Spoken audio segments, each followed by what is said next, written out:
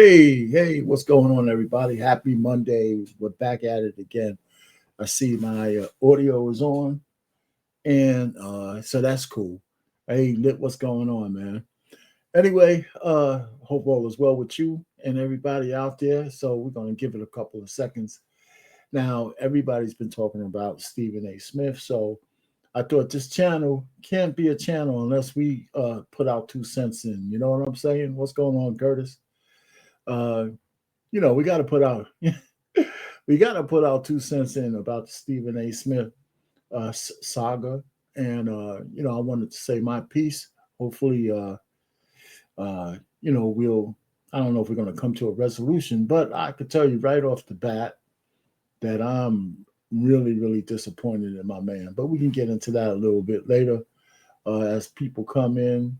Get the cobwebs out of their head from work, have a little. Libation or some coffee or whatever, and kind of, if you want to join in for the conversation later on, this is not going to really be that long, even though I have some clips that I think are really pertinent to this whole situation about Stephen A. and his transition from being like I thought, golly, when he first came out and said what he said against Jasmine Crockett, not even against her, about her behavior and the fact that she is appealing to the very, very lowest angels of the Black community, as opposed to putting her $800,000, education to elevating the way we speak to each other and the way we address each other and get things done. I thought he was spot on. I just said, it was refreshing to see a Black man knowing that he's standing up to, the feminist boule of just bullshit that, the Democrats and the liberals keep throwing at us, and standing his ground. Because before he made his groveling apology, he came back with a couple of, clips saying, hey, man, I don't see what I said was wrong, blah, blah, blah. So we're going to get into that a little bit. And just on a side note, we all know that we are heading for some serious major repercussions or major perturbations in everything, at least on the human side, on the Main Street side, when November 1st comes and people can't feed their families, regardless of how the generational curse put them into where they are today. The reality of their situation is not going to make it any better. How they got there is not really going to matter. It's that people are going to do a lot of dumb shit to eat. I really think that's going to happen. And one of the things that I want to say, just kind of a side note to this whole thing, is that our government has failed us in general. Our government has failed us in general. Because the one thing that the government can't do is abdicate its responsibility to stay open, right? So, and to me, that's just a matter of legislation. I don't give a shit what they're arguing about. The one thing that shouldn't be held hostage is whether they're going to pay their bills and keep the government open. You know what I'm saying? I don't care if you're arguing and you're at a dead still on some kind of one thing or the other. What shouldn't be on the table is effing over the American people by the elected officials. And the fact that they're all getting paid, they all has concierge health care and all of that kind of stuff should piss everybody off. It shouldn't just piss off MAGA. It shouldn't just pick up, the liberals. Everybody who's an American citizen should just be pissed off at the failure of the government. You know what I'm saying? And that's the point. So I don't want to go too much further down that rabbit hole, but I could sit down here being a conservative, and I'm not a Republican, but being on a conservative side, I know who I want to point this close down on, but it's almost irrelevant right now. All right. So here's the other thing. One of the things in any thriving society, this is just me talking. I've been this way for a million years, right? As old as I am. We're always going to have to take care of the poor. Whatever society you live in, we're always going to have to take care of the poor in some way, shape, form, or fashion. And with taking care of the poor, you have to realize there's going to be a certain percentage of them who's gaming the system. That's just, I don't give a shit what society that you're in. I believe that that's one truism that we can't get away from. You know what I'm saying? And in a thriving, or what used to be a thriving money making machine like America, it's really crazy that we're the only place where our poor people are fat as hell. Our poor people have an obesity problem. That's the craziest shit in the whole world, but that's true. So getting food ain't the bad problem, but affording some other things are. And so we're in this quandary. And then here's the third thing, and I'm gonna get to the real major point when we talk about Stephen A. Smith and all that shit. We're seeing that and some people already know this, that there's a distinct separation between what's going on in Main Street, where most of us live, and Wall Street. Today, the indices, they all hit another record high. I mean, they're making money hand over fist. They're all at record highs. The S&P, the NASDAQ, the New York Stock Exchange, they're at their 52-week highs. And then you turn on the regular news and you have woman after woman talking about how they're going to bum rush grocery stores. So that's the dichotomy, the distance between Main Street and Wall Street. And once you realize Wall Street doesn't give a shit about a lot of things, full-fledged wars, poverty, whatever, it really doesn't care. You know, as long as some money flows through the people's hands, Main Street somebody else's problem. You know, so these are things that a lot of people are just sleeping over. And one of the reasons why that is that most people don't own a share of stock. You know, most people just don't. You know, they just don't. And so they're oblivious to what's going on. You know, and that's how the wealthy will get wealthy, and the poor can't bring themselves out of poverty, you know? So anyway, let's get back to Stephen A. Smith, man. You know, and like I said to you guys before, yeah, I hear you, Lit. Yeah, man, their gripes are just the way it is. You know, let me just go back. I've been following Stephen A. Smith for, golly, I don't know, 20 years, something like that. When he first came and broke into ESPN, and he had, quite frankly, with Stephen A. Smith, and you know, he was just hitting the scene, rivaling Mike and the Mad Dog that was on Fan, and all of that kind of stuff, because he was hard hitting, and he was just, you know, real hard hitting on sports. And then he got fired and went into obscurity. And it's funny how technology is, because I got an app called TuneIn Radio. And I was just, you know, TuneIn Radio was my substitute for like Sirius, because you can listen to a radio station anywhere in this country, you still can. TuneIn is still there, and it was free. And then I found Stephen A. in some obscure station in California. And I think that's where I found Max Kellerman too. But, you know, so Stephen A. was out in California just doing like a real local radio station talking sports. And then he got another job at ESPN. He got another bite at the apple with a fresh mindset. And, you know, and all of that kind of stuff. And one of the things that he became, because there was some probably contract issues that got him fired the first time. And so when he came back, I think he became what they call a consummate company man. There's nobody more of a competent, you know, one of those consummate company mans than Stephen A. Smith. He doesn't give a shit what anybody says, because he says, if you have to take a check from a man, you got to realize that you ain't in charge. No matter what, if you have to take a check from another man or woman for that matter, you ain't calling the shots. especially for a job. And you know what? And that's just true. That's really true. Now, do you have to kiss ass in public and all that? You hope that your bosses are some people that are, respectful and have good character and all that kind of stuff.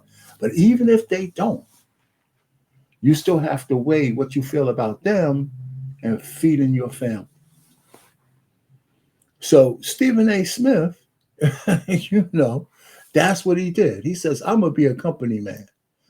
And today, right, when we look at it, Stephen A. Smith is probably, well, one of the most prominent sports casters in the world. You know what I'm saying? What's going on, Braxton? You know? Yeah, what you got to say there, Liz? Yeah, that's right. That's right. Whether he likes it or not, he represents the company. And he's giving people kind of a way to really look at life. If you're an employee, you have to have a certain amount of humility when you take a check from another man. Just no two ways about it, and you can't put all your stuff on the line. Now, if they're not committing crimes and they're not doing all those kind of things, you weigh those things, so so when Stephen A. Smith came out and said what he said about Jasmine Crockett, I thought he was the perfect man with the bully pulpit, the big mic, and the $25 million a year that he makes to be able to say it and to be able to ward off all the woke mob and the ratchet hyenas and the black boule and all the people who are gatekeeping what it means to be black, as long as you believe in the liberal tenets of the Democratic Party and all that other horse shit. And for a second, I was pretty proud. I was pretty proud of him, because you could go back and forth with Stephen A. And then they came back at him, and he came back out and said, "Hey, you know what? I'm sticking to my guns." And shit, man, I'm like, holy shit, man. You know what? We got a black man sitting down there grabbing his nuts and telling black women, just sit down and shut the fuck up for a minute. This is what's happening. Jasmine Crockett can be a great a congresswoman, but why is she talking like she came right out of the streets with an $800,000 education instead of talking to us like we're people who could conjugate verbs and can talk without, like me, just cursing and all that kind of stuff. Instead, she reached down into the pit of blackhood and just talk down to the black people like we don't know what the hell's going on. Let me just tell you, like, here's one of the things that just kind of hit my mind when I see how she talks and how she behaves and how she belittles black people with the way she behaves. When my kids were young, were babies, I mean babies, I didn't let anybody speak to my kids with baby talk. I didn't. I said, listen, you want to pick up the kid, you want to, say something. I said, talk to them, use words, use your words. You call them by their names, say whatever you have to say at whatever level, and you can say it nicely for like you're talking to a kid. But I said, use English. Just don't, none of that goo goo gaga bullshit. I don't want them to hear that. I want them to hear, even when they couldn't even keep their eyes straight, I want them to hear real words. And I was really a stickler upon that. They probably called me an asshole, but I was serious. I talked to my mother-in-law, told everybody that. I mean, just like in the house, when they were young, we didn't change the way we lived, me and the wife. We had music on, we had the TV on, we were noisy, we did all kinds of stuff. I said, I'm not quieting down the house for the kid. I want them to be able to go to sleep with this shit being noisy. And lo and behold, it didn't take too long for them to get trained to the ambient noises in the house. And they slept like a baby. So I didn't make concessions because I wanted to, placate down to the lowest piece of it. I wanted to elevate them to where we were, And when I see Jasmine Crockett doing her shit, I say, come on, sis. So that's why I was proud of Stephen A. Smith. Until he folded like a cheap suit, and of course, I have, clips and all that kind of stuff. And I found a clip that has Stephen A talking about, how he went through this little transition and how he got attacked and where he still stood. And then I'm gonna show a clip on his apology. I'm gonna actually show a clip on Roland Martin, who I don't like, but I thought in interest of trying to be fair, I wanted them to get a little shit off on why they thought Stephen A was wrong. And then I'm gonna get into a sister called April Chapman. And if any of you people haven't heard of April Chapman, she's a conservative black woman, which we have too little of. We need more conservative black women, Christian conservative black women. And April Chapman is a firebrand Christian black woman, and she doesn't hold any punches. And then she talks about the situation from her perspective. And then, of course, me with my AI generator, I made a song and I put that out here that I'm going to play, and you guys can stick around for that, but I'm going to play it anyway, called A Buck Broken Man. Because that's what I think Stephen A was, is a buck broken man. Oh, do have another clip. Because now I think he's going full Trump derangement syndrome. Because, let me just go ahead and take a breath on this. All of you guys out there, if you're a sports fanatic, we just heard about NBA players, a few NFL players, the La Costa Nostra and the Gambino crime family, and everybody just get busted for throwing games and setting up crooked poker games and all that kind of stuff. And all the athletes, some who are still playing, who got involved, and they're dropping more and more names on who may be wrapped up in this whole thing. And then I have a clip of Stephen A. Smith blaming it all on Donald Trump. And I'm saying, wait, and what are you talking about? How is Donald Trump behind the fact that guys is cheating on sports games and they're getting busted? How is he responsible for that? Other than, if he is, that's a good thing, right? We want the integrity of the game to be at the top. But, so the FBI shouldn't go after these guys because Donald Trump is president? And some of these investigations started during the Biden administration. That's how long the FBI, sometimes the FBI plays the long game. They do a lot of shit because when they bring a case, now, Diddy notwithstanding, they blew it there, right? They're usually spot on, right? And so when he started blaming that shit, and I got a clip of that, and I'm saying, what the fuck, Stephen A? How is Donald Trump? I don't give a shit if you like the man or not.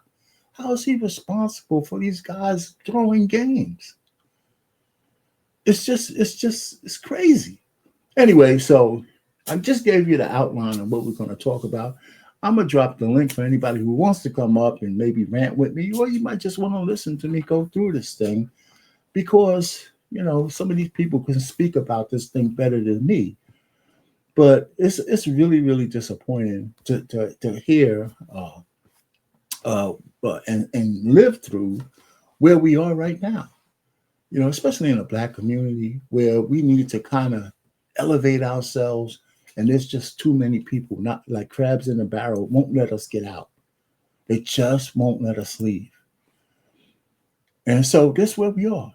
So here, the first thing I want to show is just Stephen A's original statement and some of the shit that went along with that. If I could find it, I'm gonna play it for you. Yeah, where's Stephen A at? Okay, let me do this. He's the man. Stephen A is the man, but we're gonna get it right for you in a second. All right, so here's the first clip.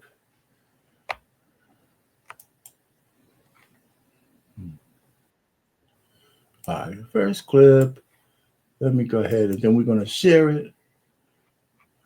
We're gonna share it and play it. All right. Here's Stephen A. Smith. Talking a whole lot of stuff about me because they did not like what I had to say about Representative Jasmine Crockett. She is a Democrat out of Texas, Texas's 30th congressional district. Her work, and her verbiage and all of that stuff speaks for itself. And she has become, Mm. a big time public figure in essence, not just as a representative, but speaking out on a plethora of issues involving the current administration and the White House, et cetera, et cetera. Mm-hmm. And I made some noise last week because I had the temerity, the unmitigated gall to say this about Representative Crockett when talking about the state of our politics in the midst of a government shutdown, by the way, that has unfolded since October 1st. Take a listen to what I had to say last week, please. You Jasmine Crockett or somebody like that. Ladies, I respect intelligent women, no doubt. But how a Jasmine Crockett chooses to express herself, I'm like, is that going to help your district in Texas? Aren't you there to find a way to get stuff done as opposed to just being an impediment to what Trump wants? How much work goes into that? I'm just going to go off about Trump, cuss him out every chance I get, say the most derogatory, incendiary things imaginable, and that's my day's work. That ain't work. Work is saying that's the man in power. I know what his agenda is. I'm not exactly in a position to stop him since the Republicans have the Senate and the House. But maybe if I'm willing to work with this man, I might get something out of it for my constituency. Because like Joe Manchin said, he's there to represent, or was there for 15 years to represent, the people of West Virginia. She's supposed to be there to represent the people of Texas. I don't know. Maybe that just sounds ignorant because it's so simple. But it ain't that damn complicated. We make it complicated.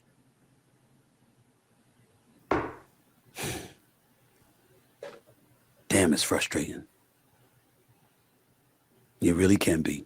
And all the verbiage and all the nonsense that I've heard over the last few days. Okay, so we're going to continue for a second. I want to just take a break here. Now, I want everybody who's in the audience, whether you want to put something in the chat or not, what did he say that is wrong or lie or maybe some of the details, like she's not going to walk into the president's office, but if she wasn't like she was, maybe they would have some dialogue, but that's not how it goes, okay? But from what I recall, from day one, even before he got elected, she turned into this ghetto girl when she addresses this man.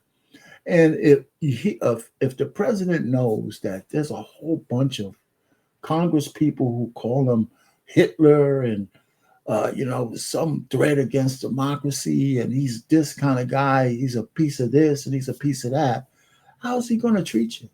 How's he going to look at you? And how is he going to refer to you when somebody asks him about what you say?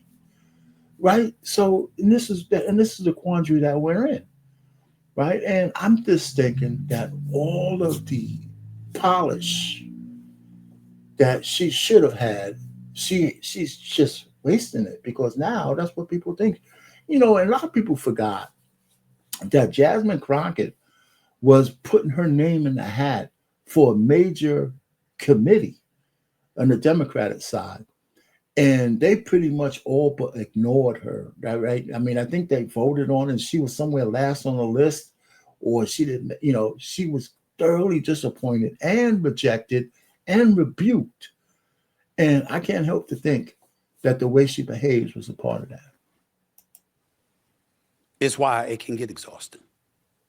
Because nothing frustrates me more than when people have the truth at their disposal and they choose, maybe not lie, maybe not even embellish, but allow their emotions to usurp facts, and all of a sudden want to use that as an excuse to label me as being something and doing something I'm neither not nor have I done, which in this case is disrespecting Representative Crockett out of Texas, who, by the way, has had an invite to this show for weeks, by the way.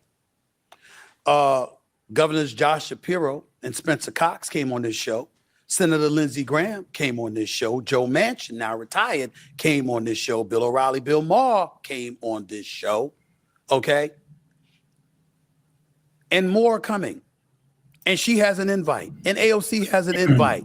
Hakeem Jeffries, Democratic House Leader, he just was on this show. KP, I just want to let you know that it would be easier to count the number of congressmen and senators who are not being paid by the small hats through AIPAC. That includes the Congressional Black Caucus and everybody else. Our Congress and everybody's been bought and paid for. That includes the NAACP, Urban League, all of them. You know, the only freedom that we have is independent thought, because everybody has their pocket somewhere. And how does a congressman like Nancy Pelosi be worth $600 million when she's been a public servant for her whole life? That kind of shit. You know what I'm saying? I've invited Jasmine Crockett. I have nothing but respect for her. I just disagree on what she's making headlines for, because I think it's counterproductive to the ultimate goal. But yet, here we are, and the word disrespect comes in, and people try to engage with words, you know, like disrespect and implying misogyny and all of this other nonsense. Stop it. Stop it. Can we be grown-ups and deal with what the real issue is involving what I said? Willie D, Roland Martin, Bakari Sellers, and Angela Rye, who I have profound respect for.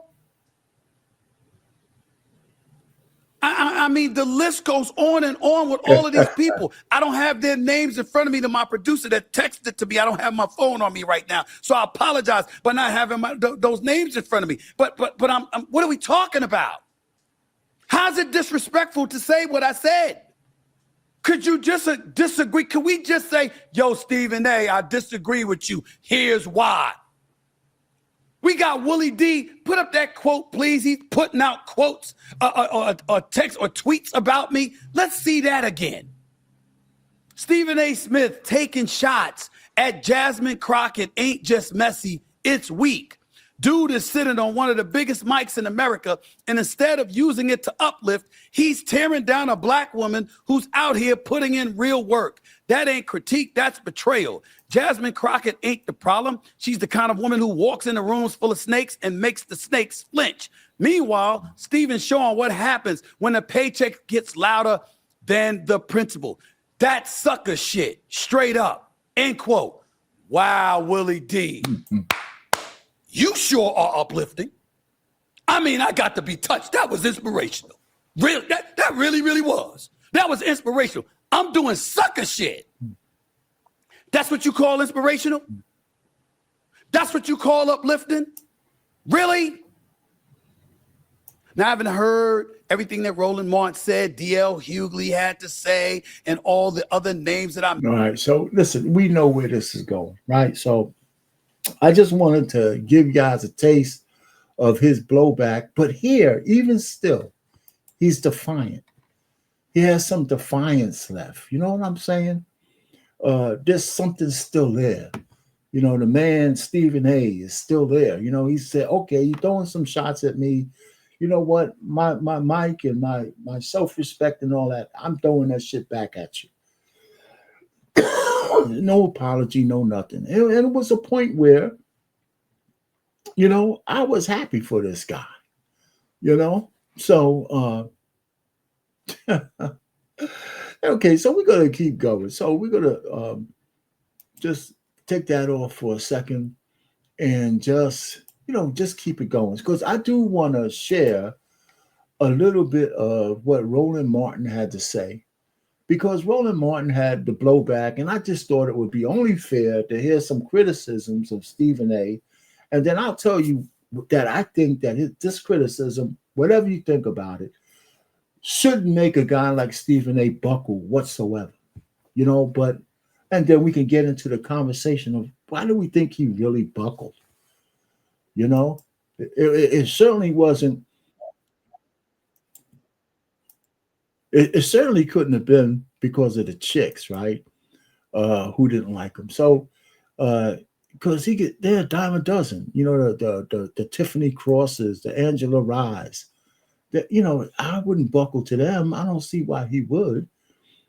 So I'm sitting down here saying, well, what's he buckling to these people for? But let's go ahead and see a little bit about Roland Martin and what he had to say about Stephen A. And maybe he had a few points. I don't know, but let's listen to it. Let's listen to it. I'm just trying to be fair, a fair and balanced, like like Fox News. Let's go. How she's wrong, and she's wrong, and she's wrong about this, and she's just popping off, and that's not what he sent her for. Let me ask you a question, Stephen A. Are you? You know what? I don't know why I don't like Roland Martin so much, but I never have. He seems phony to me off the rip. I don't want to say it's because he's a noob, because I like some noobs. You know what I'm saying? But he just, the race baiting and all of that kind of gatekeeping, and half the shit he says, I gotta believe he doesn't believe himself. But that's wrong. A voter in the 30th Congressional District of Texas. I know who he is, Stephen A. Yep. My homestead in Texas resides in the 30th Congressional District. I am a voter. So when you go on Pivot and your Sirius XM radio show and CNN and News Nation, and here's the deal, I don't care. Go on all those shows. When you go on all those shows and you say what the voters of the 30th Congressional District did not send Jasmine Crockett to do, how do you know that when you aren't one of them? I am. And the fact of the matter is, Stephen A., the voters of the 30th Congressional District did send Jasmine Crockett to fight MAGA. All right, okay. So they sent her to fight MAGA to sound like a ghetto snipe, a ghetto snipe, a gutter snipe, a hood booger. That's what they really sent her there. Is that elevation? Now they might have sent her there to fight MAGA. I mean, that's okay. She's a Democrat, so by definition, a liberal Democrat at that. You're not only fighting MAGA. As another term, you would send her there to be the opponent to any Republican strategy. But they certainly didn't tell her to get your $800,000 education and go there to sound like a third grader on a temper tantrum. You don't have to be a rocket scientist.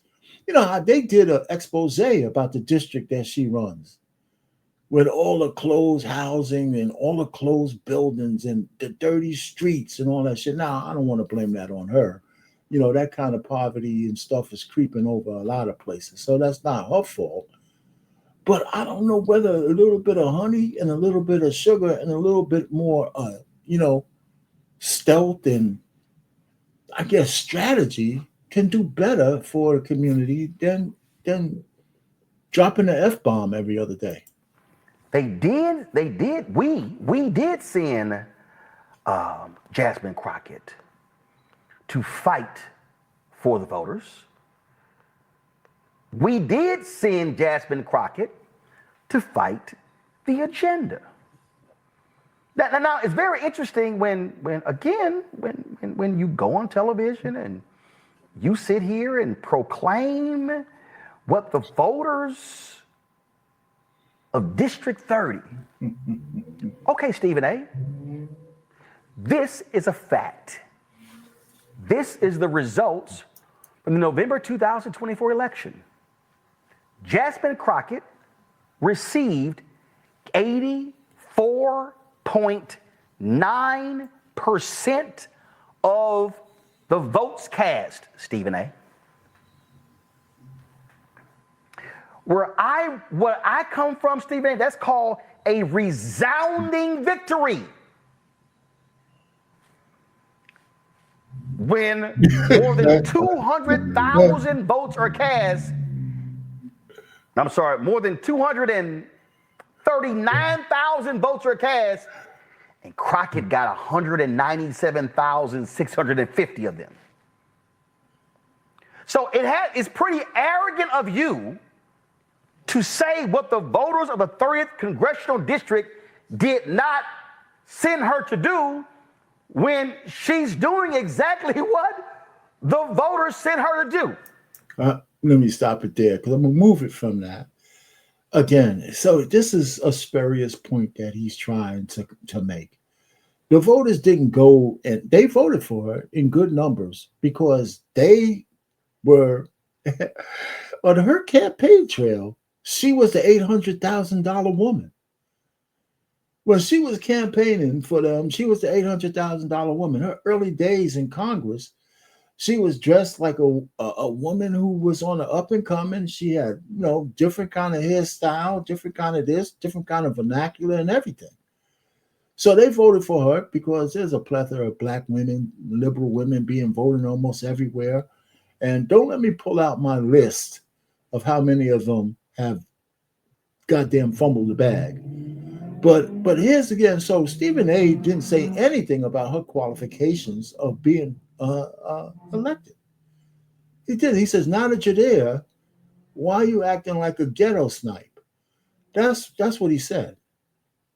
So it has nothing to do with her numbers. Congratulations, she won. But I don't think the person in that voting guy thought she would go there and start cursing and doing all that other kind of shit. Okay, so we're going to move this up a little bit because he has some data that I think is worth people seeing. I do think it's worth seeing. Let me get to the right spot so we don't have to meander. All right, so he has some data. All right. So here's some data. May 11th, 2023. This was under Biden. And this is a bipartisan effort between Republicans and Democrats to deal with a particular project in Texas. It's dealing with ARPA-H. Look at this. We write to express our strong support in the selection of Texas as ARPA-H's customer experience hub, with Pegasus Park in Dallas serving as the site for physical office space. This right here, Stephen A., is a bipartisan effort. Oh, Stephen, do you see that? That's the signature of Jasmine Crockett. On the right side is the signature of Kay Granger, unfortunately, who has dementia now, no member of Congress. See, Steve A., the reason I'm quite familiar with Kay Granger, because I covered City Hall in Fort Worth when she was the mayor. And so here's an effort where Jasmine Crockett worked with a Republican from Tarrant County, Texas, to secure this project. That's called working across the aisle. Operative word there, Stephen A., is working. You question, she's just there running her mouth. March 6, 2024 press release. Crockett secures $10.4 million for local projects in first package of government funding for fiscal year 2024. Representative Crockett championed funding for 11 projects that would directly benefit Texas's 30th Congressional District under this bill. They include $600,000 for the Bonton Farms Bayer Resource Center, $959,000 for the city of Lancaster for wastewater improvement projects, $500,000 for the University of North Texas at Dallas College of Law, $850,000 for Fair Park First Development for the community park at Fair Park, $850,000 for the city of Grand Prairie for expansion of Lake Ridge Bridge, $1.6 million to the city of DeSoto for Hampton Road redevelopment, $500,000 to Texas Trust for public land for Judge Charles R. Rose Community Park, $2.5 million to the city of Dallas for enhancements to the Martin Luther King Jr. Community Center, $850,000 for renovation of Park South Family YMCA, $200,000 for technical improvements at DeSoto Regional Jail, $1 million to the city of Cedar Hill for U.S. Highway 67, Tidwell Bridge and intersection improvements. That, Stephen A., was for fiscal year 2024. Now, I'm sure All right, so we're going to end it there, okay, because we could talk about that a little bit, but you notice that those bills and whatever those proposals were from under the Biden administration. And if you go down that list, you know, there was mostly social programs that she was looking at, which might not be that bad. You know, improving the jails is cool, but how does that jive with cashless bail system when nobody's spending any time in the goddamn place? And then, of course, but the point really is that she did some work, and I'm sure that when she sat down and did some of that work, she acted like a human being. Now, I don't know how many of those things got funded when Trump came into office. Some of those things probably, if they weren't appropriated, and they probably were, whatever new stuff that she had planned for after the election probably got ixnayed. And that's the way government works. You know, so none of this stuff, I don't hear anything that she's trying to do in 2025 or pass up through Hakeem Timu Obama to try to get on the table other than trying to fund illegal aliens with taxpayer money. And so, you know, so yeah, all the stuff that she did under Biden is under Biden, right? So we always tell people, let's move forward. What is she trying to do now, right? The only thing she's trying to do now is just clickbait, you know, and maybe add followers to her Instagram or whatever the hell she's doing. And like I said, I think she's has some intelligence somewhere in there, but she's not utilizing it because she's trying to appeal to Black people's lesser demons, just like so many other race baiting bastards that are gatekeeping what it is for us to get ahead. You know, so anyway, so I just wanted to put Roland Martin up there so I could say I was fair and you guys could take it any way you want. So because I wanted to put that up there before I go into Stephen A.'s butt breaking, you know, sad ass apology. But let me ask a question, and did I drop the link? Let me just ask a question a couple of times.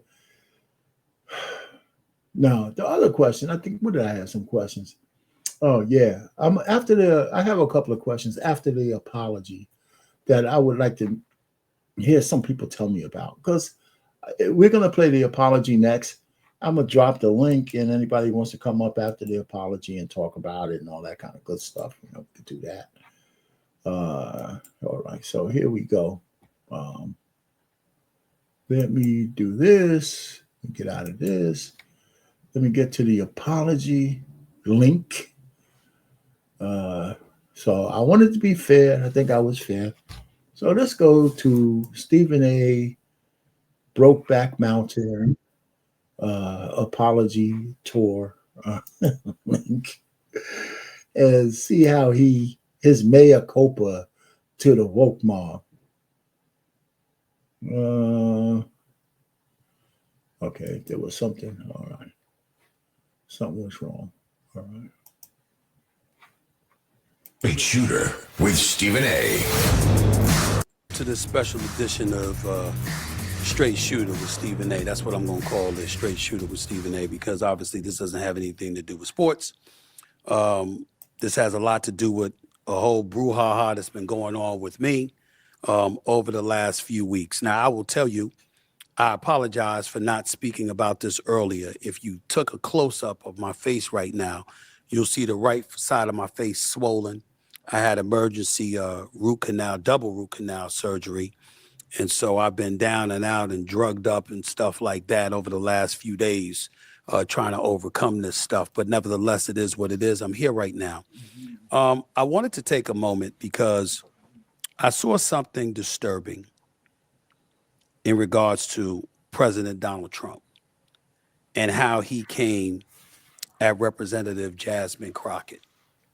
And I wanted to take this opportunity to attack this issue as it pertained to me and Jasmine Crockett, because I personally have had an issue with how things have been misconstrued and misinterpreted.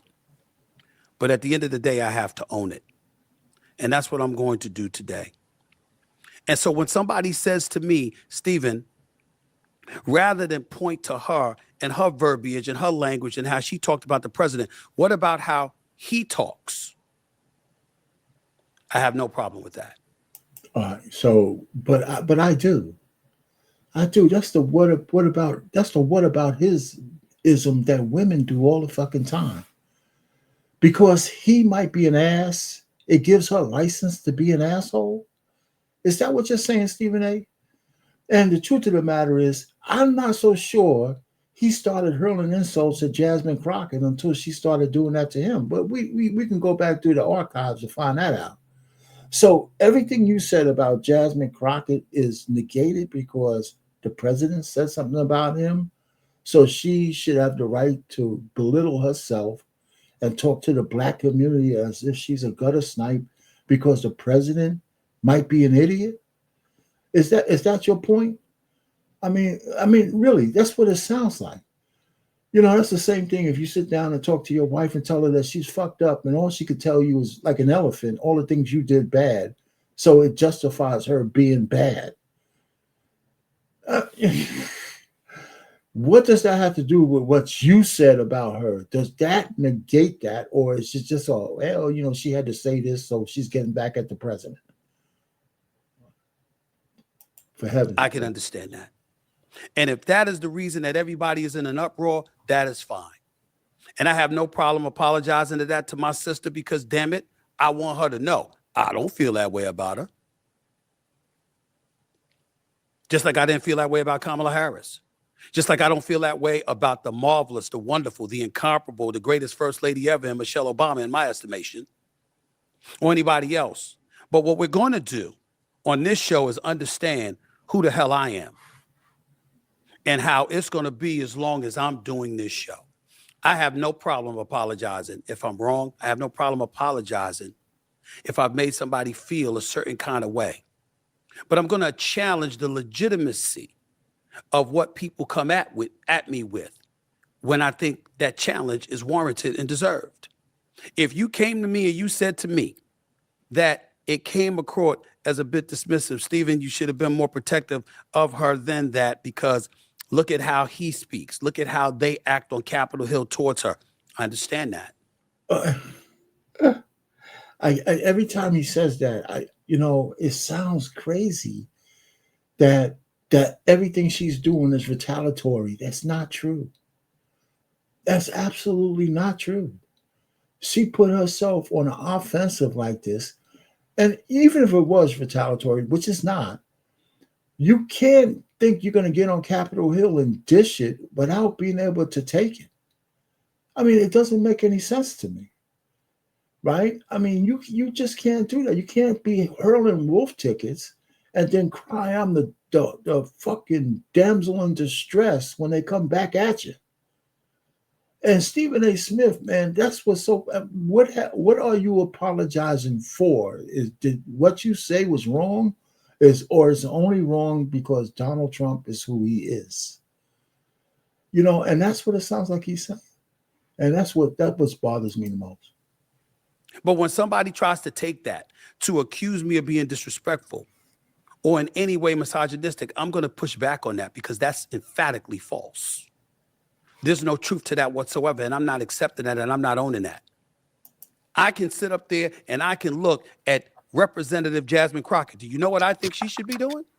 I think she should be competing for the Senate seat in Texas or for the Attorney General spot because she's qualified.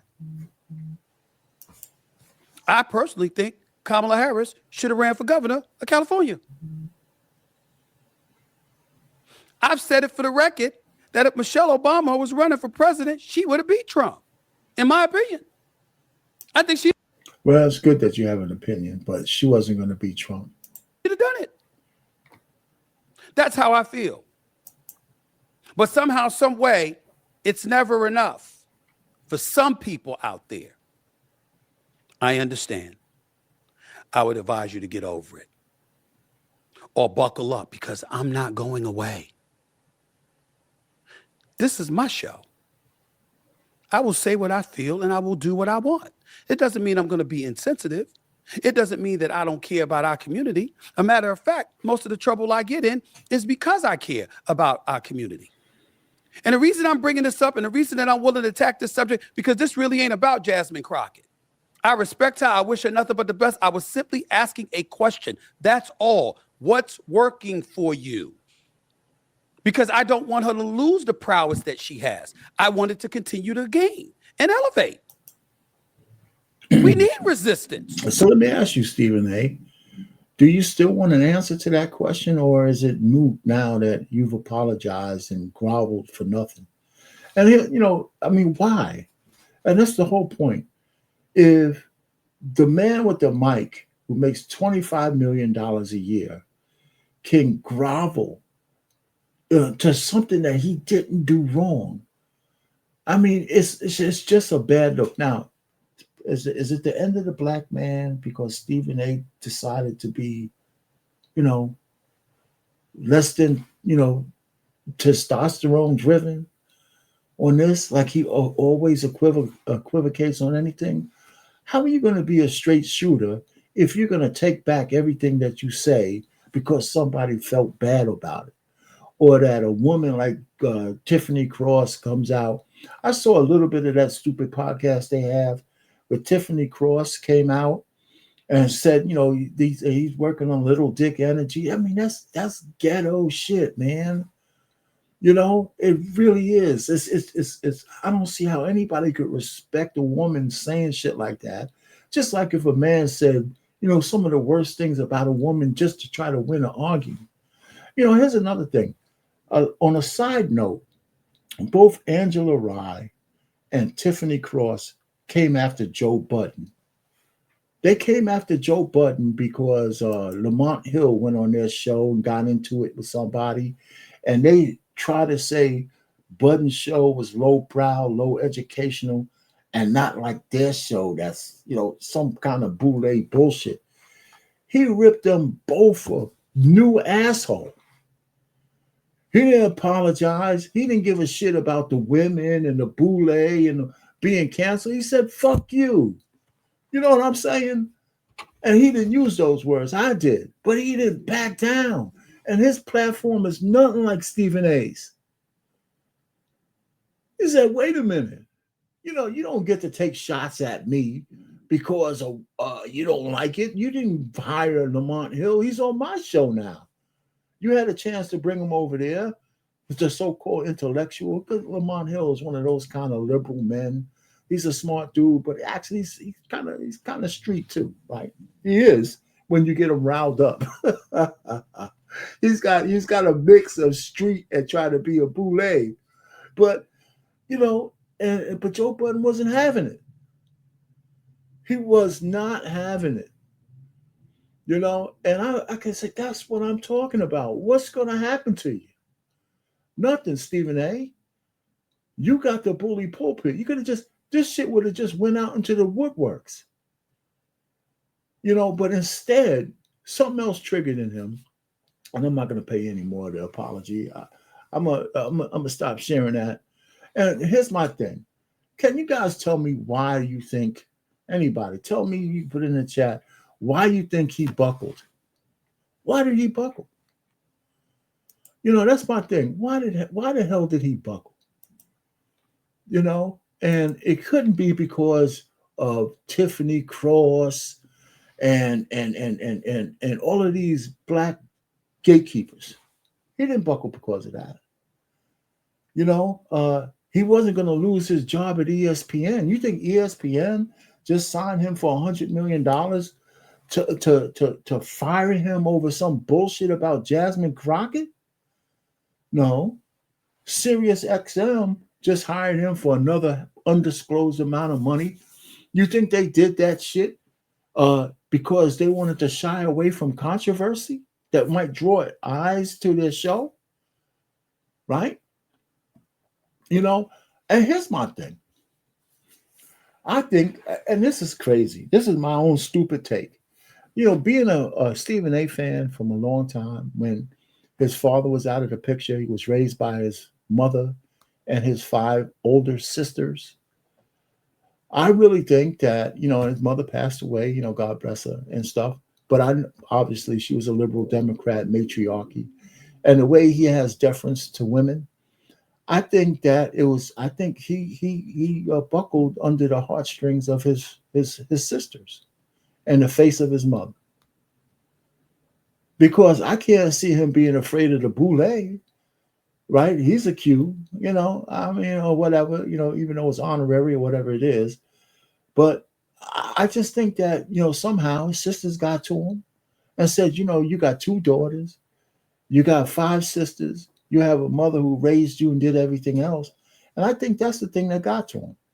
Because these assholes coming out against him now, they're powerless against Stephen A. You know, we're not in cancel culture like that anymore, right? So I think I just think that his sisters, you know, kind of just said, listen, man, you know, if you go down this path, you know, you're going to draw a wedge between us. And he buckled. Because on the liberal side of things, they get kind of deranged. If it's not their way, they don't want to have anything to do with you. That's the way I look at it. You can't have a real good conversation with a liberal, right? Look at how they're behaving right now. They don't want to follow the law. Liberal blue states and cities are in open rebellion against the federal government, right? So that's my theory, and I think that you know, I'm sticking by it.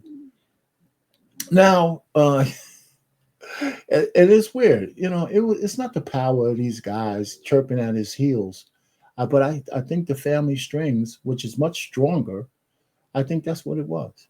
That's what I do. That's what I think it is. And so I got a lady that I want y'all to see. If y'all haven't seen April Chapman and her take on it, and she has a long video, but I got 3 kind of clips of it that I'm going to show. And I think that, you know, as she gets into it, you'll see where she's coming from. And she has a lot of smoke for Black men with love. With love. And I don't disagree with where she's coming from, because she's as disappointed in Stephen A. Smith as I am. Because if you look at the beginning of her show, she was saying, man, we've arrived. We got a Black man standing on a bully pulpit telling a ghetto snipe, or gutter snipe, hey, man, what the hell are you doing? You should be, you know, appealing to our higher angels and not our lower ones. And why are you doing that? To appease who? Right? And she was all up and, you know, and then when the apology came, anyway, so without further ado, we're going to go ahead and go ahead and get started listening to some of her take on Stephen A. Smith. And I got it in pieces, so we're not going to, and I'll stop and start and all that kind of stuff. But I would, like I said, I can't express how disappointed I am in this dude, man. I really, really, really am.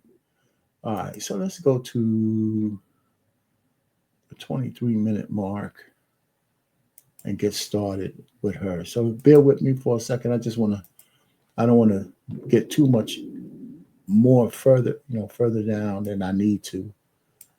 All right, let's do it. Let's start from here.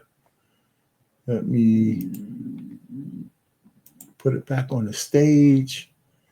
And if y'all haven't checked out April Chapman, go check her out. Not seeing Donald Trump just randomly go on the attack of a Black woman who did not come for him first or who disrespected him first.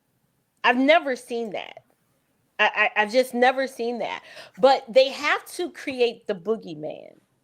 They have to create the boogeyman, and they have to have the villain for you to hate in order to legitimize their inadequacy and their poor outcomes and their bad behavior. Because what he said about Jasmine Crockett was not wrong. But in order to ameliorate and make the mob feel good, he's got to gloss over what she's actually doing and put the focus and the attention and change the narrative what he is doing. When this ain't got nothing to do with Trump, this is everything to do with her behavior, her lack of self-control, and her ineffectiveness. That's what this is about. And so I don't know. Nothing he's going to say. This is like a 9-minute apology. I will link it below so that you can go ahead and watch it. But in terms of me playing it some more, I think you have a gist, or you've received the gist of what he's actually saying. What he does is he apologizes for criticizing Jasmine Crockett, and then he lays at her feet all of these celebratory platitudes and lauds how wonderful and smart and brilliant she is, and how he thinks she can be the next attorney general of the state of Texas, or how she should run for Senate, and he wants her to keep going. I thought it was ineffective what she's doing. Why would you want something like that to be to perpetuate and to continue if it was ineffective and harmful to the culture? This is how we know you lying. My question is, how are you trying, Stephen A., to position yourself as a leader in the Black community when you can't even stand on objective truth without folding to the mob? Because see, leadership is not about applause. When everybody's clapping for you and telling you attaboy and celebrating, you know, leadership, it's not even about how many people like you. Only children care about who likes them. Real men are concerned with who respects them. They don't care about whether you like or love them. That is manhood 101. It is women who need love and desire and want you to just make them feel good. It is men who thrive from respect. That is what manhood is about. This is about conviction, and true convictions oftentimes will require you to stand alone. It's about standing alone when everybody else is bowing. You're standing. Why do I have to teach you this, Stephen A.? I promise you, I've said it before. I promise you, sometimes I feel like I have more testosterone in my hormonally challenged and unbalanced perimenopausal body than some of these whole-grown men, and that is not a compliment. I'm not celebrating that at all. I wish it was in the reverse. But I can't say that, because where's your courage, sir? Why must you prove us right and be out here acting like a chestless man? This is shameful for you to backpedal on this. Maybe something else, if you were maybe uncharitable or harsh, but you were spot on with this. It's the scriptures that teach us that the fear of man, it's a trap, y'all. It lays a snare. But it's those who trust in the Lord. Those who trust in the Lord, those are the ones who are safe. You can't be afraid of the Black woke mob. First of all, them ninjas don't even have enough power for you to even be afraid of. Okay, like, why are you scared of them? Let me just stop it right there, just to pause it. Okay, now there's no lies told, right? She's right on the money, right? And you know, she's not afraid to call out men. She's not afraid to call out. This was not the situation where he had to back down, because, and this, the worst thing a man could do, I shouldn't say the worst thing, a really bad thing, right? A men should never, and women for that matter, nobody should really apologize for being right. You should not apologize for being right. You know, listen, I mean, this is like real anecdotal stuff, and it's not the same as this, but even in your personal life, I think I might have told this story before. When my oldest daughter was in college, she started, like most kids, started fooling around, and she was, she didn't get those grades, and she wasn't telling me all the stuff that was going on. And when she came home for break, I let her have it. I let her, I mean, I must have, between telling her why that I'm yelling and screaming at her and dropping at least maybe around 45 F bombs. I never curse at my daughters. Because I told her, I said, listen, as a young person, and for me paying your full freight to go to college, you got a window like this. And I'm trying to get you through that window. And once that window closes, you can't come back to me to get through it. And so between every F bomb, my wife decides to step in because she thinks I'm being a little too hard on her. And I told my wife, I said, if you step in front of me again, and say anything against what I'm saying, I want you to shut the F up and get the out of my face. And she was shocked because I never talked to her like that. She didn't talk to me for a week. And guess what? I didn't give a shit. I didn't care. My daughter's life was on the line. I couldn't sit down here and sit down. And when I say life, I'm talking about the fucking opportunity she had to be where she's at right now. And I wasn't going to let her blow it without me saying my piece. And my wife didn't talk to me for a week. That's why I love her so much. But so you know what? Two semesters later, she was on the dean's list. And here's the other thing also. My daughter's on Facebook. I tried to get to her page and I couldn't get on. I said, how come I can't, log onto your page? Oh, Dad, when you cursed me out, I unfriended you. And then we just started laughing. And she refriended me, of course, and we don't have those kind of problems. I never talked to her like that before, and I'll never talk to her like that again. And at some point, you just got to, when you're right, you can't apologize. And guess what?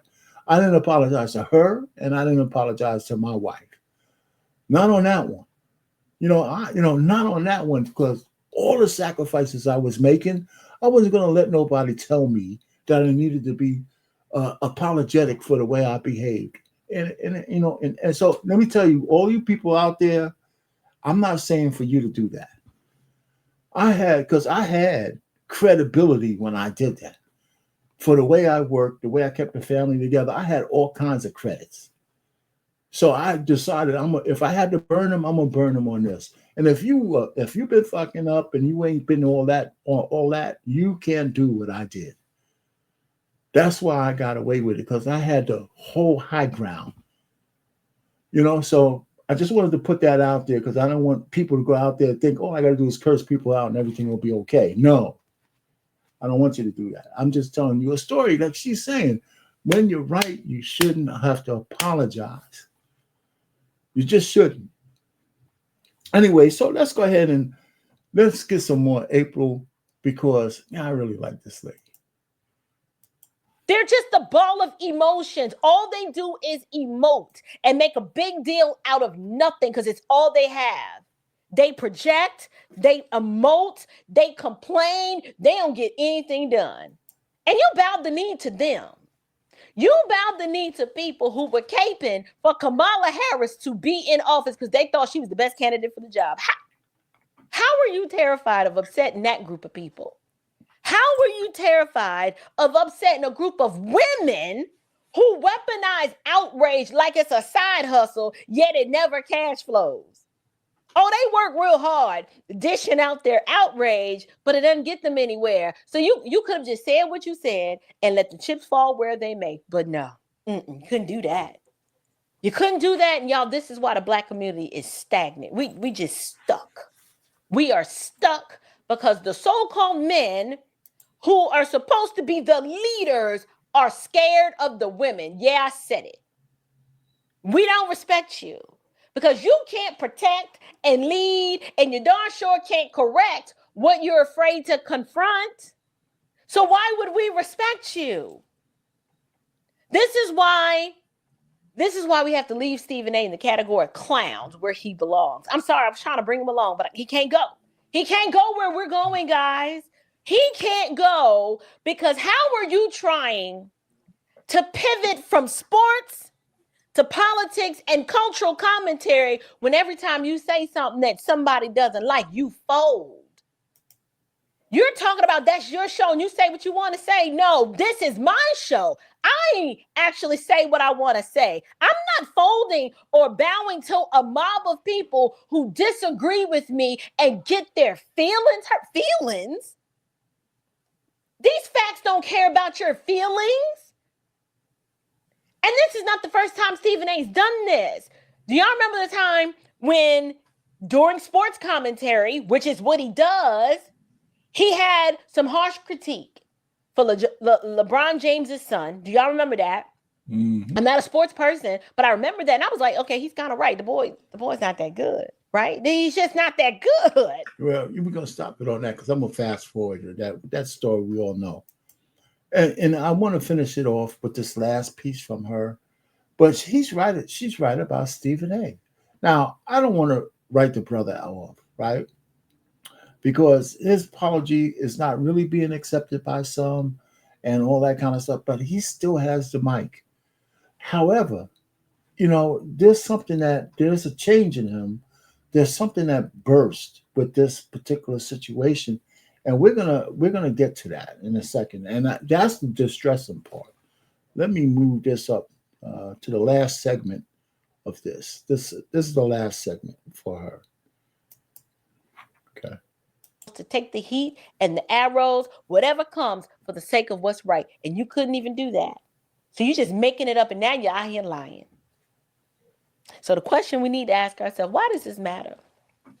Like, if this was just about Stephen A. Smith, this video would end right now. But I can't end it right now because this is bigger. It's bigger than Stephen A. This is a pattern. This is a pattern of Black men bowing to the feminist mob also that they can avoid being labeled misogynistic. I'm like, you've got men out here apologizing for calling out dysfunction. And they're doing it because the loudest voices in the room are the chaotic ones, and the chaos is coming after them and they can't handle it. Like, this is the result of 3 generations, I say it all the time, of bastards raising bastards. This is the outcome. This is what you get. The matriarchal squalor. This is where the culture has no appetite. They can't hear anything from a man. They have no point of reference for it. They don't even know what it sounds like. It should be music to their ears, but it's so foreign to them that when they hear it, it sounds like an attack. So they're crashing out. But I want to make something painstakingly clear. Accountability is not misogyny. When you tell a woman the truth about her behavior, that is not oppression. That is a truthful observation that when you love someone, you whisper that to them, and then sometimes you shout it from the rooftops because it ain't just for them. That truth claim needs to be echoed and heard across the culture so that you can make an actual difference. But the moment that you lie and the moment you do it and you bow the knee to them, this is where the matriarchal misfits, they come crying sexism and claiming you're a misogynist, and they start twerking on the corpse of logic and just abandoning reason. They can't think straight. These are the same people who celebrated Kamala Harris and Meg Thee Stallion and Sexy Red. And I'm like, we're expecting them to enlist the help of logic and reason and to take in what Stephen A. said originally. You're expecting them to take his advice under advisement and govern themselves accordingly. You can't possibly believe that. These women are rebellious. They don't submit to anyone. This is why the culture is trash. This is why the culture is one big chaotic mess. And this is why our men are so weak. Because these are the women who raised them. Y'all, Stephen A. Smith had the opportunity of a lifetime to own his greatness and to lead. And in that moment, he would have, by holding the line, he would have been showing the next generation of men that you can stand firm and still get respect. But instead, all he did was show them that when you fear cancellation by high-calorie, self-absorbed, ratchet hyenas, that outweighs the truth and even the fear of God in most cases. And so you got to pick a side, and he picked his. But do you want to know what's ironic? What's so ironic, y'all, is that even his own audience, his loyal fans, are calling him weak. Let me show y'all. I got to show y'all these. This is wild. This is wild. Here we go. This dude is soft. He talked tough and aggressive. The next thing he apologizes, then get humbled. I'm so confused.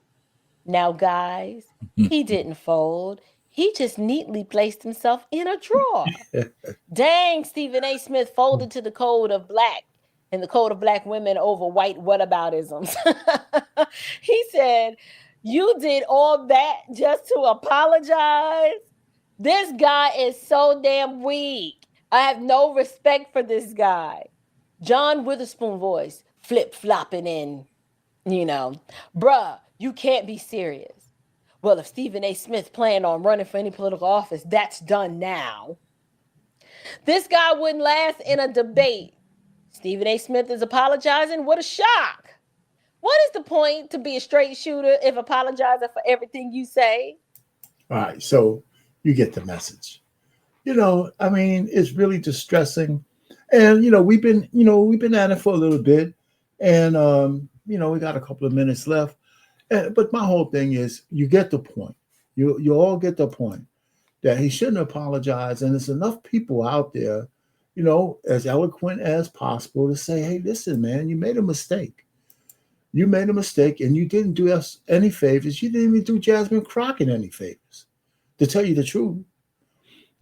And now, but here's the thing that I just noticed in his because I watch him on Straight Shooter. I watch him on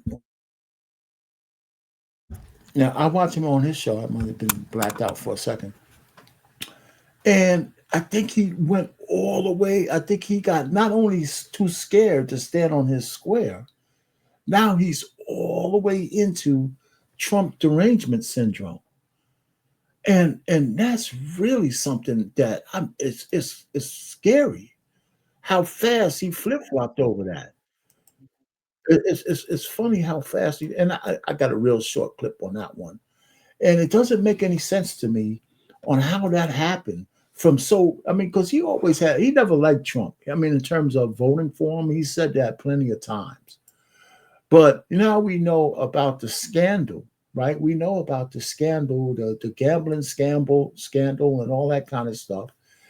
And the FBI came after him. Not after him, but after the guys. And the mob is involved. NFL players are involved. And they named the top names, Chauncey Billups. Everybody loves Chauncey, right? And then they have an active player who actually is on there. And they started dropping some big names that haven't been indicted, but their names have been dropped because this shit is connected. And the last thing about sports leagues, right?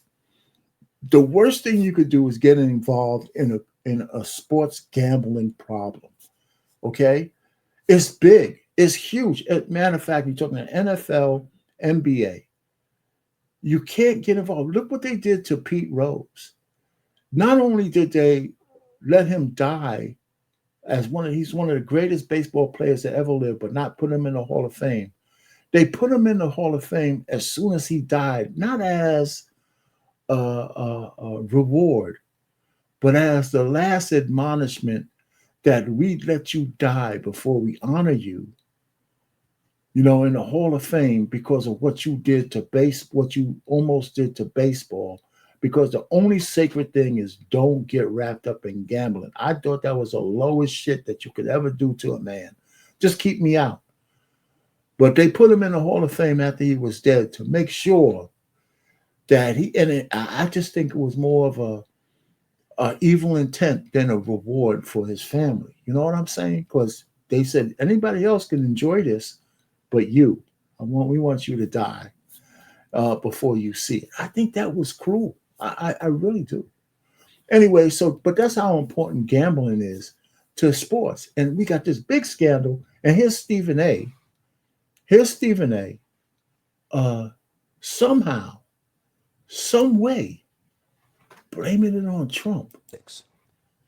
How many times, for one incident after another, have I said, Trump is coming? He's coming. I'm going to say it on national television again. Bad Bunny is performing at the Super Bowl, and all of a sudden you hearing ICE is going to be there, looking to engage in mass deportations. The Super Bowl, disrupting things. Big night for the NBA. Wembanyama put on a show. That has now been smeared because we're talking about this story, okay? Remember, Trump has a long, long history connected to the world of sports because he had those casinos. Where do you think folks were coming half the time? I'm not talking about individuals. I'm talking about the culture. When people want to go to a casino, when people want to gamble, when people want to party, or whatever the case may be. This was his kind of connection to that. Why am I glad you're here, Monica? Because don't be surprised that the WNBA is next on his list. Because when you've got all of these protests that have been going out there and people that have been protesting. Listen, okay, if you get a chance to look at the faces of everybody around the table, they're saying, what the hell are you talking about? Why would the WNBA be on the list for Donald Trump? They're not even making any money. Why is his name why do you think that he energized the DOJ to get after people who were gambling, who were destroying the fabric of a business that with a investigation that started well back into the Biden administration? What does Trump have to do with this? And so he goes on to try to explain this shit somewhere in here. Against him and what have you. This man is coming. He's coming. And I've been saying it for. I mean, it's like, is this a porno movie? You know, golly, a long time. And to me, this is the latest nugget of evidence that we're talking about right here. That's not to question the legitimacy of the case. We don't know. We're all sitting up here and we're saying that we don't know. But anybody that has been around him, anybody that has talked to him, anybody that has seen his reactions from the sports leagues and the positions that people have taken, they are not surprised at what's going on today. I'm watching a press conference with the director of the FBI. Tell me when we've seen that. We've seen accusations before. We've seen athletes get in trouble with the law before. All right, so here's another. This is where it's so disingenuous. It's not like people never knew who J. Edgar Hoover was. His face was everywhere. But here's another situation, right, that bothers me. One, you are questioning the legitimacy of the investigation. You are investigating the. And so that's my thing. You are questioning it. That's number one. Number two, the FBI director is there because this is huge. This is not just a sports athlete getting in trouble. This is like 30 athletes, NFL, NBA, the Cosa Nostra, the Gambino crime family.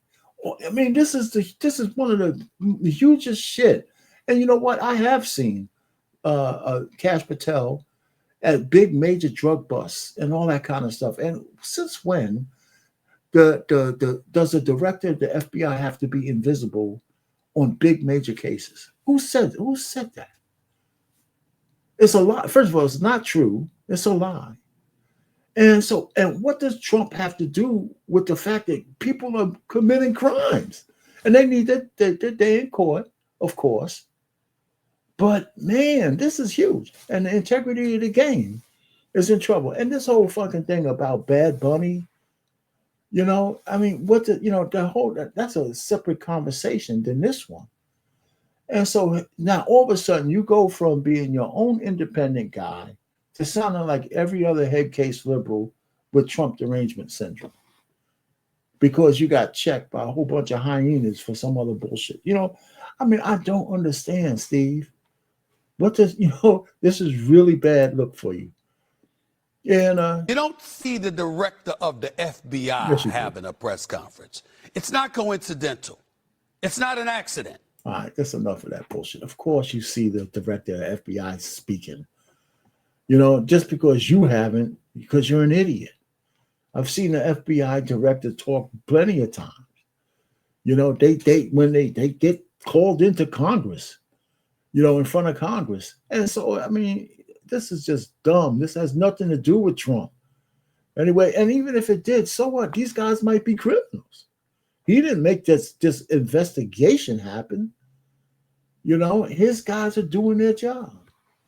You're looking bad, Stephen A. You really are. And then, of course, what I don't have, and I should have thought about this, Cash Patel comes out and calls Stephen A an idiot. And I don't blame him. I don't blame him. He comes out, he calls Stephen A an idiot because he is an idiot on this one. So really, I just wanted to get that out. Like I said before, when we came here, everybody's talking about this or have talked about it.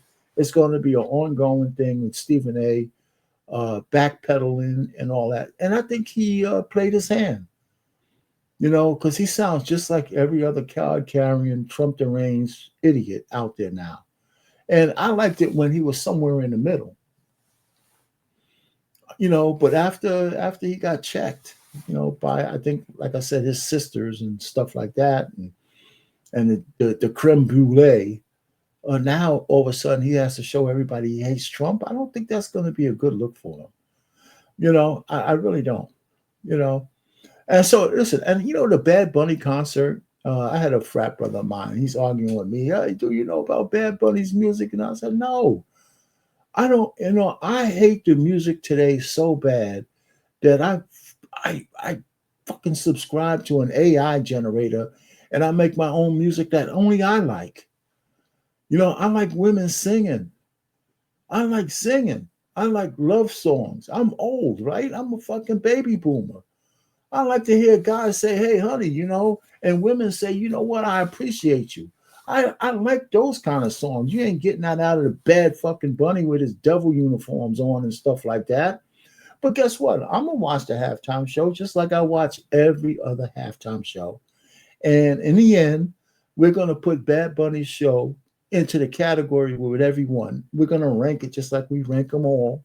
If it happens, if it even happens. But I don't think there's going to be ice raids at the Super Bowl.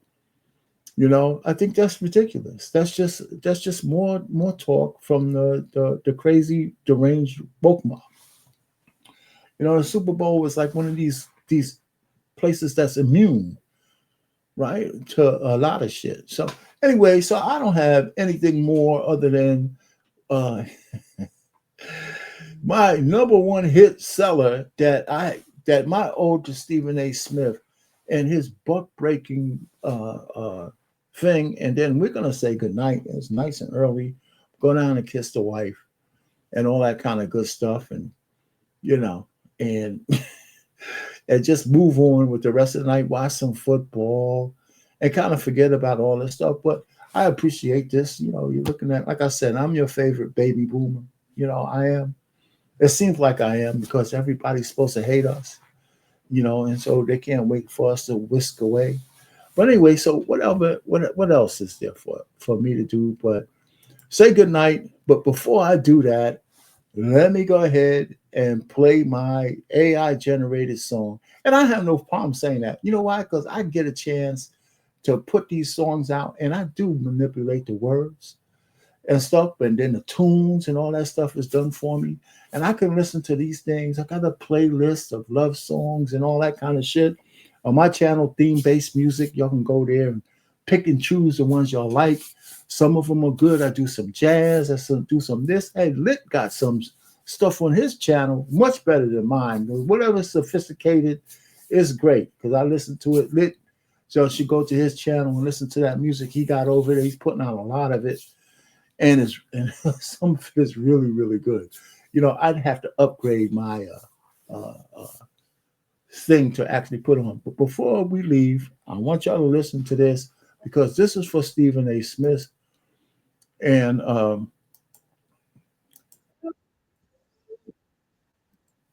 this, and then let me share it. And this is going to be for Stephen A. Smith. And then we're going to say goodnight and all that kind of good stuff. Let me see if we see it. Yeah, you see it.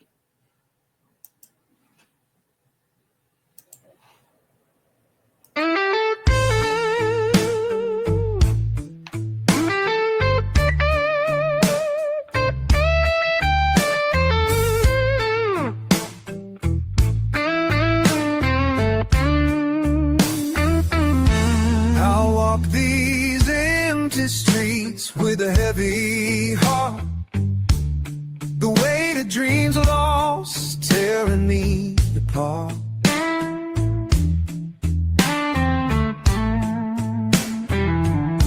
With shattered hopes, I chased the fading light. A broken man lost in the night.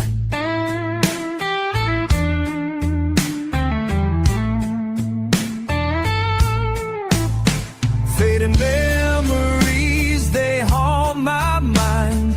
Truth's a cruel mistress, just hard to find. Oh, the road is long and the nights are cold. A story of a man with a heart of gold. Through the pain and tears, I still will stand, searching for hope. I'm a but broken man.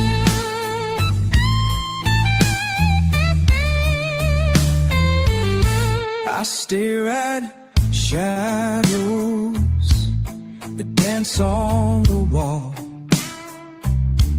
Each echo whispers of my rise and fall.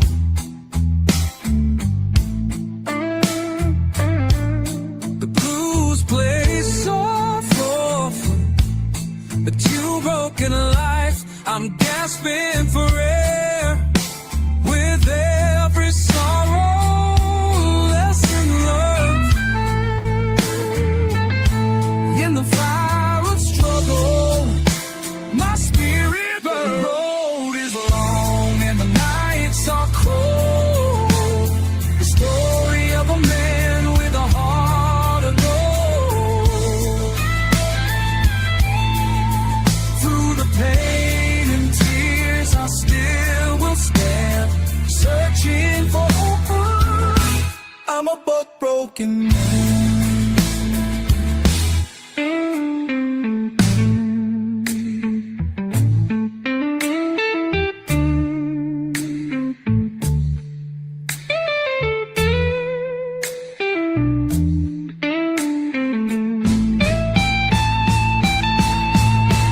In the silence, I'll find my way.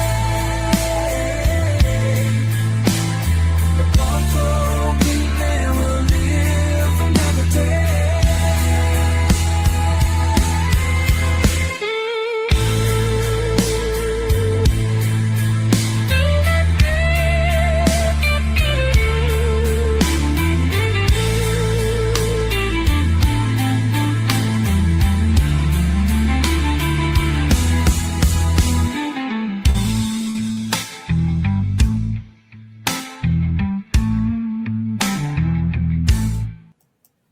And there you have it, the Buck Broken Man by the Chicks who broke them. Anyway, listen, I appreciate everybody who stopped by today. You know, hey, listen, that's my take on the Stephen A. situation. Am I going to stop listening to him? I'm going to still listen to him. You know, when he talks sports or something, I can sink my teeth into. You know, he has some things but I'm very disappointed in him. And we need to find some black men who are going to stand on this square regardless, man. just regardless, and worry, don't worry about the arrows, and not only just on these YouTube streets, but in your personal life. I have this conversation with my daughter all the time. She's a little older now, and she says, well, she's been touched by the liberals a little bit and a lot and stuff. And I said, listen, I'm not against women, and you know that because I have receipts. I have you, I have your sister, I have your mother. I have receipts. But I'm the man. I said, if I wasn't the man I am today, you wouldn't have half the shit that you have. I said, never forget that. I'm not going to acquiesce to a lot of bullshit just because people have feelings. You know, she kind of understands that. Right? We have those kind of conversations. That's it. If I wasn't who I am, and I'm not no great shakes, but if I didn't believe the shit I believe now in terms of how to run a household and how to be the man of the house, we wouldn't have half the shit we have today. So if that. So I'm not apologizing for that shit at all. So if you don't love me, or she loves me, if we ain't all cuddly and all that kind of shit that you think about, I said, you will be that way. If not now, when I'm gone. So, and my daughter, she dotes on me anyway. So, but still, both of them do. But they can only stomach so much of me. That's the bottom line. Anyway, with that, everybody, thanks for showing up. Anissa, you were a little late. Big BMU, Lit, Trey stopped up a little bit. Curtis, all that guys, whoever else is listening and being silent, thanks for coming up. And with that, we're going to say good night.